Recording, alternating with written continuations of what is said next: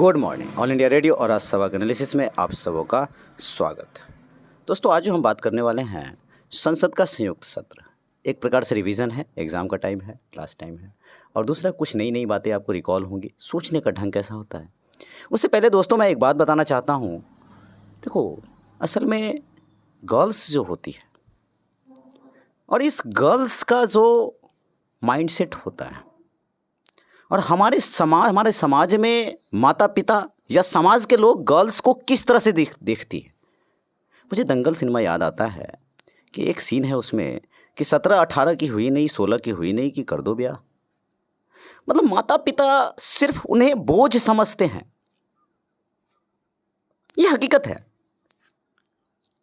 मैं इन चीज़ों को बहुत करीब से देख रहा हूं। क्यों ऐसा होता है? क्या कारण है? क्या माता पिता इलिटरेट हैं? क्या माता पिता को समझ नहीं है? या आस पड़ोस को ऐसी घटनाएं हो जाती हैं कि लड़का लड़की लेकर भाग जाता है, लड़की भाग जाती है, मतलब माइंड को चेंज कर देता है। जैसे मैंने कुछ लोगों को देखा है, एकदम दिमाग को बदल दिया है। मतलब पहले कुछ अभी कुछ, दिमाग को एकदम बदल देते हैं। ये लड़के लोग पता नहीं, या लड़कियां लोग भी किस तरह से अपनी दीवानगी को इस तरह से, मतलब पढ़ाई लिखाई पर ध्यान नहीं दे करके गंदे लोगों, घटिया लोगों के साथ इस तरह का हरकत करते हैं। अच्छा आदमी होता है तो थोड़ा लॉन्ग टर्म समझ में भी आता है। तो ये गांव का जो मेंटलिटी है, ये जो मानसिकता है, ये पढ़ने देते ही नहीं है। एक बात और, जितनी भी गर्ल्स आप लोग देख रहे हो, specially you have no time. कब वक्त बीत जाता है आपको पता भी नहीं लगेगा। ये जो कुछ लोग मोबाइल लेकर के माँ के पास पता को जो धोखा देते हैं या दे रहे हैं, ऐसे लोग बहुत सारे होते हैं। थोड़ा समय ले रहा हूँ, लेकिन इंपॉर्टेंट पॉइंट है। बहुत ही सेंसिटिव मुद्दा होता है, इस पर जल्दी बात करना पसंद नहीं करता है। लोग सुन भी लेता है, लेकिन उसके बाद देखो, जैसे मैं 1.5-2 साल से काम कर रहा हूँ, साल 1.5 साल कैसे बीता पता भी नहीं चला। ये साल 1.5 साल कैसे बीतेगा, you have no time, you have to catch the time. तो पता नहीं ऐसे माता पिता को किस तरह से मैं बदल पाऊंगा। तो कोशिश ज़रूर करूंगा और बदलूंगा। चलिए आज का डिस्कशन स्टार्ट करते हैं। संसद का संयुक्त सत्र, ये आप देखना, लास्ट में ये समझ में आएगा आपको। 108 जॉइंट सेटिंग की बात करता है, आपको पता है।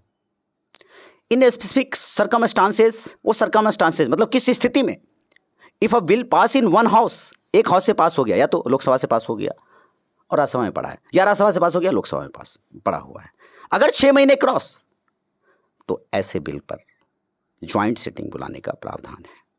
यहां पर वही बात लिखा हुआ है। कौन बुलाता है संसद का संयुक्त सत्र? याद कीजिए, अच्छी तरह से पता है आपको, बताने की जरूरत नहीं।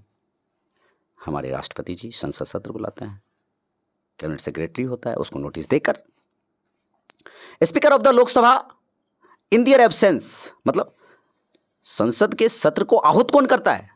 तो लोकसभा के अध्यक्ष, और उनके एब्सेंस में डिप्टी स्पीकर, और उनके एब्सेंस में डिप्टी चेयरमैन। एक और चीज फिर से बता रहा हूं, लोकसभा का अध्यक्षता करता है अध्यक्ष, मतलब इसकी ज्वाइंट सेटिंग का। उनकी अनुपस्थिति में कौन करता है? लोकसभा का उपाध्यक्ष। नेक्स्ट, उपाध्यक्ष यह दायित्व निभाता है यदि वह अनुपस्थित हो तो राज्यसभा का उपसभापति, और यदि इनमें से भी कोई उपस्थित ना हो तो दोनों सदनों की सहमति से, दोनों सदनों की, लोकसभा और राज्यसभा, इंपॉर्टेंट पॉइंट है, दोनों सदनों की सहमति से कोई अन्य सदस्य इसकी अध्यक्षता कर सकता है। रिकॉल करके अच्छे तरीके से, यहां गलती नहीं होना चाहिए। अगर यहां गलती हुआ, देखो ये क्वेश्चन हर कोचिंग वाले बताते हैं, हर ऑनलाइन टीचिंग वाले टीचर बताते हैं, लेकिन जब एग्जाम में क्वेश्चन आता है तो आने के बाद कहते हैं ओहो गलती हो गया। तो गलती तो हो ही रहा है, कर ही रहे हो आप लोग। तो उस समय 2 घंटे में अब यार 30 ही सही हो रहा है, यार 20 ही सही हो रहा है, यार 60 ही सही हो रहा है, पता नहीं कितना गलत होगा, माइनस होगा। तो रील्स देखेंगे और मोबाइल पे टिप टॉप करेंगे, रात को 1 बजे रात तक लगे रहेंगे, तो आपका तो यही हाल होगा। 16 जून आने वाला है। जो भी सीरियस एस्पायरेंट है या फिर अगली बार जो 25 में एग्जाम देंगे, तो यही हाल होता है। बहुत बड़े टीचर ने इस तरह की बात कही है। किसकी सिफारिश पर बुलाया जाता है? किसकी सिफारिश पर बुलाया जाता है? काउंसिल ऑफ मिनिस्टर की सिफारिश पर बुलाया जाता है अगर बहुत महत्वपूर्ण का मुद्दा हो तो। राज्यसभा में गया, वहां पास करके मना कर दिया गया वहाँ पास करके मना कर दिया। अब एक बात बताओ, कौन सा बिल ऐसा है जिसे नहीं बुलाया जाता है? याद कीजिए जरा। एक तो कॉन्स्टिट्यूशनल अमेंडमेंट, संवैधानिक संशोधन, और दूसरा क्या है? आप लोग जरा सोचिए। यहां देखते हैं। और काउंसिल ऑफ मिनिस्टर राष्ट्रपति से अनुरोध करेंगे कि यह बिल बहुत इंपॉर्टेंट है और इस पर आप सहमति दीजिए। किन विधेयक पर संयुक्त सत्र नहीं बुलाया जा सकता? अब यही बोला। धन विधेयक की परिभाषा 110 में। अभी मैंने क्या कहा? पहला, संवैधानिक संशोधन विधेयक पर नहीं बुलाया जा सकता संयुक्त सत्र। दूसरा बात, धन विधेयक, आपको पता है परिभाषा क्या होता है? लोकसभा से ही होता है और राज्यसभा 14 दिन रखता है, नहीं तो अन्यथा पास कर दिया जाता है। अगर राज्यसभा कोई संशोधन करता है, कुछ भी करता है, तो यह बात मानने के लिए लोकसभा बाध्य नहीं होता है। ऐसा जवान पे होना चाहिए।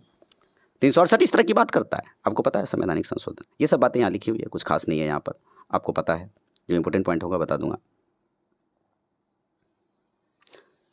और संवैधानिक संशोधन विधेयक दोनों सदन से, लोकसभा से और राज्यसभा से इंडिपेंडेंट होकर पास होना जरूरी होता है। A joint session cannot be called for money bill or constitutional amendment. यही बात अंग्रेजी में लिखा है। The लोक सभा bears sole responsibility for passing money bills. Lok Sabha पूरा रिस्पॉन्सिबिलिटी लेता है। Even if the Rajya Sabha doesn't pass it, bill empty passed माना जाता है, आपको पता है। और धन विधेयक लोकसभा में इंट्रोड्यूस होगा या राज्यसभा में भी होगा? जरा सोच के बताना आप लोग। 5 सेकंड रुकता हूं मैं, उसके बाद आप लोग सोच कर बताना। 1 2 3 4 5। ये सिर्फ लोकसभा में होगा, राज्यसभा में नहीं होगा। धन विधेयक के संबंध में संयुक्त सत्र की भूमिका क्या होती है? तो 110 का 3 के अनुसार कोई विधेयक धन विधेयक है या नहीं, इसका निर्धारण लोकसभा के अध्यक्ष करते हैं। 110 के 3 में ये आर्टिकल याद होना चाहिए। 110 का, तो यकीन मानो अभी जो मैं काम कर रहा हूं, कुछ बच्चे मेरे साथ काम कर रहे हैं, इस पर रिवीजन कर रहा हूं। 1 घंटा रिवीजन करता हूं, मतलब एक एक पॉइंट पर इस तरह से काम करता हूं ना कि एग्जाम में नींद में भी गलती नहीं होना चाहिए। और आप लोग अगर जो भी तैयारी कर रहे हैं, अगर गलती हुआ, ये मिस्टेक, जैसे मेरे कुछ बच्चों ने कुछ मिस्टेक किया, कितना बड़ा मिस्टेक किया, छोटा मिस्टेक किया, बड़ा मिस्टेक किया, डजंट मैटर। लेकिन अगर मिस्टेक किया, छोटा मिस्टेक किया, वो ब्लंडर है, वो ब्लंडर है। क्योंकि छोटा क्वेश्चन अगर गलत हो गया तो ब्लंडर। देखो आज लोगों को समझ में नहीं आ रहा, आप लोगों को समझ में नहीं आ रहा। एक दिन आएगा हमारी सारी बातें आपको याद आएंगी। ये मास्टरवा क्या कहता था, इस तरह से मुझे लोग नाम से पुकारते हैं। खैर चलिए, विधेयक को संशोधन या फिर संशोधन के लोकसभा लौटाने का बात है। अब अभी भी बताया आपको जो बात है। If a bill passed by the Lok Sabha is not passed by the Rajya Sabha with in 6 months, अभी बताया आपको जो बात बताया वही बात यहाँ लिखा हुआ है। और 2 बातों पर आपको बता दिया। कोरम भी होता है 1/10। जरा कोरम को आप लोग रिवीजन कीजिएगा, क्या है नहीं है कोरम। कोरम तो मैं नहीं बताऊंगा, आप लोग देखिएगा। कब कब संयुक्त सत्र बुलाया गया, कितना बार याद कीजिए? 3 बार, 4 बार, 5 बार, 6 बार, 3 टाइम्स। अब तक केवल 3 बार संयुक्त बैठक का। और ये जो ज्वाइंट सीटिंग है, आप ध्यान रखिएगा, ये पूछा गया है अब तक कितनी बार यूपीएससी ने पूछा है। यूपीएससी के नब्ज को पकड़िए। जैसे कुछ लड़की के नब्ज को पकड़ लेता है, दिमाग को एकदम कैप्चर कर लेता है, और वो वही जो कहेंगे कठपुतली की तरह वो करेंगे। तो आप समझिए कि यूपीएससी के नब्ज को पकड़िए। चलिए, पहली संयुक्त बैठक आयोजन 1961 में किया गया था। क्यों? दहेज निषेध विधेयक, डॉरी प्रोहिबिशन बिल 1959 के मामले में हार का सामना करना पड़ा था, तब संयुक्त बैठक बुलाया गया था, पास भी हुआ था। दूसरी संयुक्त बैठक 1978, पहला 1959, दूसरा 1978, 59, 78, 59, 1959, 1978, 1979, पहला क्या है? पहला आपको क्या मिलेगा यहाँ पर? देखो, डॉरी प्रोहिबिशन बिल। दूसरा क्या है? दूसरा यहाँ पर क्या हो जाएगा? 1 सेकंड, डॉरी प्रोहिबिशन बिल 1959, ठीक है। हाँ, मतलब डॉरी प्रोहिबिशन बिल, ठीक है। पहली संयुक्त बैठक आयोजन 1961 में किया गया था, 1959 में।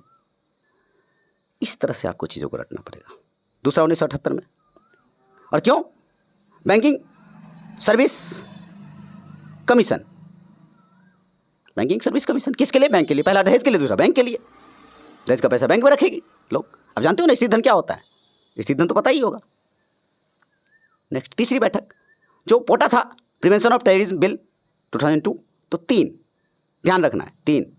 देखो, इस तरह से चीजें बार बार नहीं करोगे। अब बार बार चैटिंग करोगे तो फिर क्या होगा? The government recognise the bill is significance recommend a joint sitting through the council of minister. अभी बताया काउंसिल ऑफ मिनिस्टर इस बात की बात करते हैं कि ज्वाइंट सेटिंग को लाना चाहिए। संयुक्त बैठक का आयोजन इन 2008 वुमेन्स रिजर्वेशन बिल जो आप देख रहे हो पास हो चुका है। कितना नंबर अमेंडमेंट बिल है जरा आप लोग बताना। महिला आरक्षण बिल कितना अभी जो पास हुआ है, ये माना नहीं जाता है क्योंकि ये पास नहीं हो पाया था, लेकिन बुलाया गया था। और ये क्यों नहीं पास हो पाया जरा सोच के बताओगे क्या टेक्निकल टर्म हो सकता है? क्योंकि महिला का आरक्षण बिल तो उस समय 2008 के आसपास अगर राज्यसभा लोकसभा या जो भी दोनों में से कोई सदन ने पहल किया होगा कि ज्वाइंट सिटिंग करे, क्या रीज़न रहा होगा नहीं पास होने का?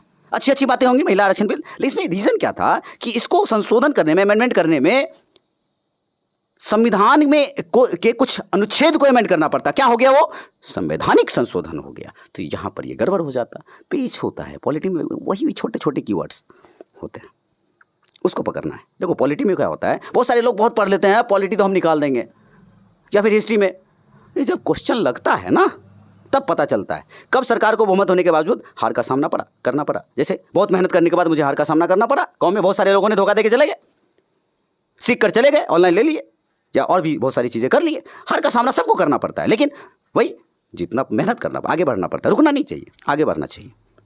24वां संविधान संशोधन विधेयक 24th अमेंडमेंट बिल 1970 लोकसभा से पारित करने के बावजूद राज्यसभा द्वारा स्वीकार कर दिया गया।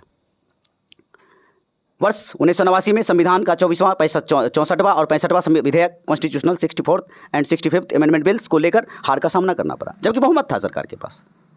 इस विधेयक में स्थानीय सरकार में सशक्त करने संबंधी प्रावधान शामिल थे। देखो राज्यसभा की एक बात, खास बात, राज्यसभा मतलब वो संसद टीवी बन चुका है, राज्यसभा और लोकसभा। खास बात समझो, आप लोग को टाइम मिले तो इसको देखा करो, या फिर इसके पॉइंट को निकाल करके उस पर चर्चा किया करो। चर्चा मतलब आप उस पर कोर पॉइंट को निकाल करके अपने दिमाग में बिठाया करो, क्योंकि राज्यसभा से डायरेक्ट क्वेश्चन आता है। लोग देखो यूपीएससी के कुछ रिसोर्सेज है, जैसे पीआईबी, जैसे राज्यसभा, जैसे और भी 2-4 चीज़ें हैं, 5 चीज़ें हैं। कुछ एक गवर्नमेंट वेबसाइट है, जैसे एक डॉन्स आता है, तो डॉन्स की चीज़ें आपको जल्दी नहीं मिलेंगी। और यहाँ से डायरेक्ट क्वेश्चन मिलेगा। इंडिया ईयरबुक वो पढ़ता ही नहीं है कोई। चलिए, जो पढ़ता है वो कंप्लीट करता है। दोनों सदनों के मध्य मतभेद पर संयुक्त सत्र होता है। वर्ष 1952 में राज्यसभा के सदस्यों को लोक लेखा समिति में शामिल नहीं करने में मामले में। दूसरा, आयकर संशोधन विधेयक इनकम टैक्स अमेंडमेंट 1953 को धन विधेयक के रूप में पेश करने के मामले में। प्रमुख बंदरगाह न्यास विधेयक major port trust bill 1963 Rajya Sabha सदस्यों को शामिल किए बिना लोकसभा की चयन समिति के पेश करने के मामले में दोनों सदनों के मध्य मतभेद पर संयुक्त सत्र की बात की गई थी। 1954, 1971, 1972, 1975 राज्यसभा को विघटित करने के लिए लोकसभा द्वारा प्रस्ताव लाकर किए गए। भैया बताओ, राज्यसभा को विघटित कर रहे हैं, ये सब हो नहीं पाया। महत्वपूर्ण विधेयक पर व्यापक चर्चा होती है, जैसे भ्रष्टाचार प्रिवेंशन ऑफ करप्शन बिल 1987 को पास करने में राज्यसभा द्वारा बहुत लंबा समय लिया गया। 25 अगस्त 1994 को सरकार को राज्यसभा में बहुमत नहीं होने के बावजूद एक दिन में 5 संविधान संशोधन विधेयक पारित किए गए। जाने का रिकॉर्ड है, एक दिन में 5 संविधान संशोधन विधेयक। अरे भाई साहब, ध्यान रखिएगा इस तरह की चीज़ों को। 1994 एक और चीज़, अगर लोकसभा ने कोई बिल लाया और डिजॉल्व हो गया तो क्या वो बिल आगे कंटिन्यू होगा? अगर नया लोकसभा आएगा तो बताइएगा जरा। बहुत चिल्ला चिल्ला के मैं सिखाता था अपने बच्चों को, वो कंटिन्यू नहीं होगा। अगर राज्यसभा में लाया गया तो वो कंटिन्यू होगा बिल। ये वही चीज़ें हैं, कुछ खास नहीं, ये वही बात है जो बताया मैंने।